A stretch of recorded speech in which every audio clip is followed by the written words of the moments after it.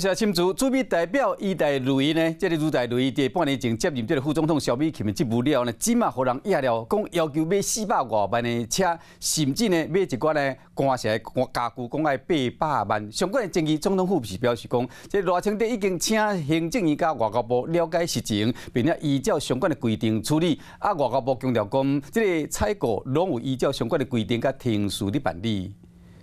总统特别指派赖副总统担任特使，率团前往祝贺。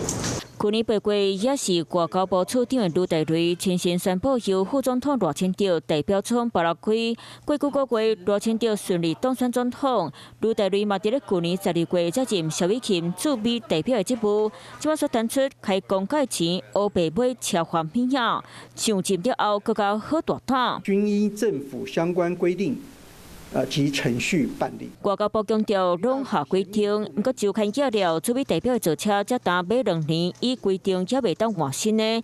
传出吕代瑞申请买有名品牌，爱370万的馆长坐车，另外嘛买真侪贵三的物件，包括新台票96万的法国品牌手工碰起，25万的眠床，一摆买2顶，拢总50万；拿个喇叭2组，拢总26万；11万的咖啡机，一摆买2台，拢总22。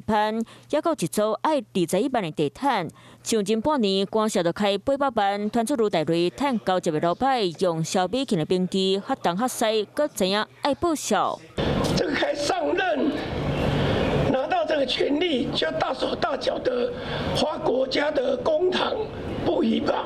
该调查、该进行的，都让行政部门去厘清。那呢，吕代瑞的某囝被防指控违规使用公务资源，吕代瑞太太佫要求代表处董事驶车背去设计，甚至佫留下一台免路公务车，供因一口罩拜6礼拜使用。伫吕代瑞去美国探望时，嘛是使用公务车，全部费用由纳税钱来出。馆长职务宿舍相关的费用支用啊。 都是以公务为主。针对相关采购规范，外交部强调接受各界意见，只是驻美代表是台美之间的重要角色，最大赶紧调查，那么名声真紧地炒起。Hello， 我是林明瑞，想要抢先掌握最及时的新闻资讯吗？赶快订阅、按赞、开启小铃铛，锁定我们华视新闻的 YouTube 频道。